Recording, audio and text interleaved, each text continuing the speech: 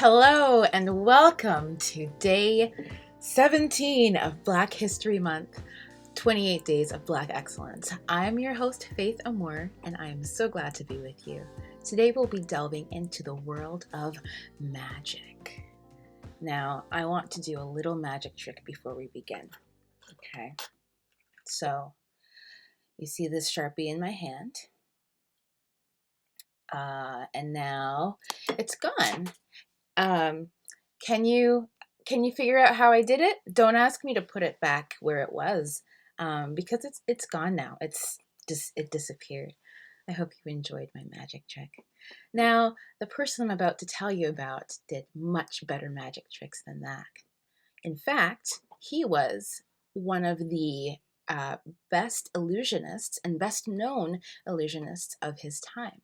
He was considered the first African American celebrity, and he was just one of the most famous entertainers. His name was Richard Potter. And you'll notice that today there is no image for him because it seems that at the time, maybe they weren't taking pictures. Maybe he didn't like his photo taken. I don't know, but I've researched far and wide and I couldn't find a photo of him. So I didn't want to put up a fake photo. We're just going to imagine his appearance. Let me tell you a bit about this man. Okay. So he was born in Hopkinton, Massachusetts. He had a white father whose identity was uncertain. It could have been the slave owner of the plantation his mother was on, or someone who lived in the home. And his mother was a black slave. She was, in fact, captured as a teenager on the coast of Guinea and brought to Massachusetts. So his mixed heritage made it such that he could pass as a dark-skinned white man or as a West Indian, or as a light-skinned black man, depending on how they were looking at him at the time. So he was a well-known magician in New England in the United States from 1811 to 1834. At around age 10, he went to Europe.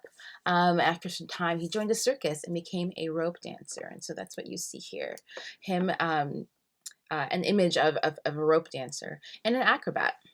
And he was able to do a lot of really interesting tricks, actually. Most of these things I've never seen. I don't know that I've ever been to a magic show, but I did attend one on Zoom a couple of months ago. So I think that counts. I think that counts. What he did do was he did some ventriloquism. That is a tongue twister. And one of his best tricks was to throw his voice to different places in the room. So he would throw it into inanimate objects and make them talk. He would throw his voice to like ladies' purses, and sometimes they would faint, or men's pockets. And then like animals, and just do like bird sounds and bird voices. It was quite the party trick. It really was. He also could throw knives and touch a hot iron to his tongue, which, ouch, walk on flames, dance on eggs without break. He had a lot of really eye-catching and interesting tricks. And so when he was 21, he studied with a Scottish ventriloquist and magician, John Ranney. And John, he was extremely good at what he did. But I think he was run out of his country, so he took an extended trip over to the United States and took this young man with him. So he toured with him throughout the eastern U.S., and he became the first American ventriloquist. So let me see. Let me see.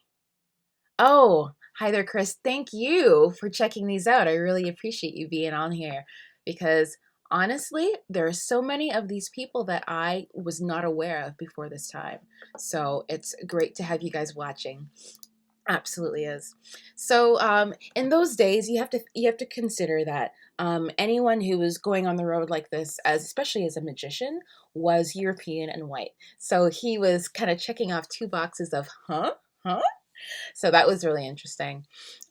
He performed along the East Coast. He became a Mason at one point, and there were a number of different incidents that kind of reminded him that even though he was being accepted into these different spaces to do his art, to do his magic, that he was still a Black man in America.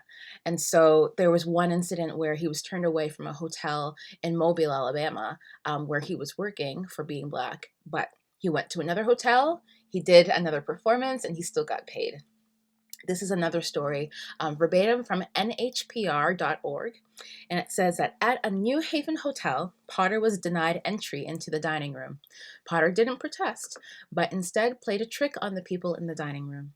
Dinner that night was roast pig, and when the host went to carve the roast, Potter threw his voice and the pig squealed. I'm sure that went over really well in the I'm sure that went over really well in the dining room. So in 1814, he built himself a really big home because he was well paid for what he did. It was very unique. And he ended up getting married to a woman named Sally, and they had 3 children. And Richard and his wife were buried on their large Andover property.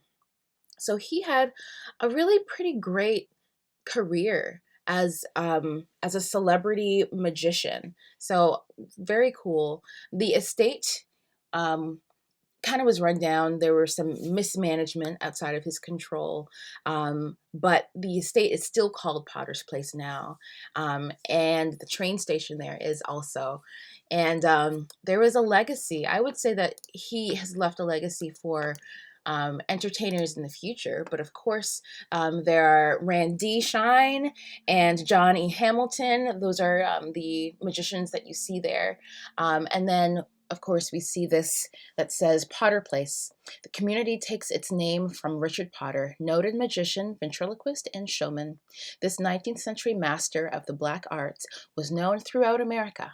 He died here in 1835 in his mansion, a showplace in the town. He is buried in a small plot on his once extensive estate. So, that's the story of a man I'm sure most of us have never heard of, Mr. Richard Potter. Now, I wonder, what about this man's story stuck out for you? Do you know any other Black magicians? I have met 0, and I introduced us to 2 of them. Yeah, share your thoughts in the comments below. And I just want to do a quick shout out because I can. There's a lovely lady here who said that she's a regular watcher, listener, but sorry, today she's listening to Joanna Majoko on Toronto Black Film Festival. Now, Joanna Majoko is a friend of mine. She's a fantastic singer, and she's releasing a single on Friday, February 19th. So if you'd like to check that out.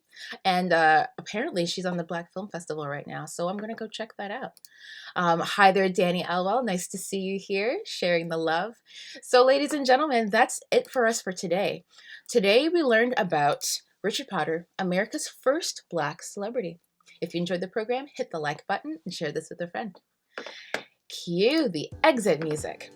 We look back so we can look forward to a better world.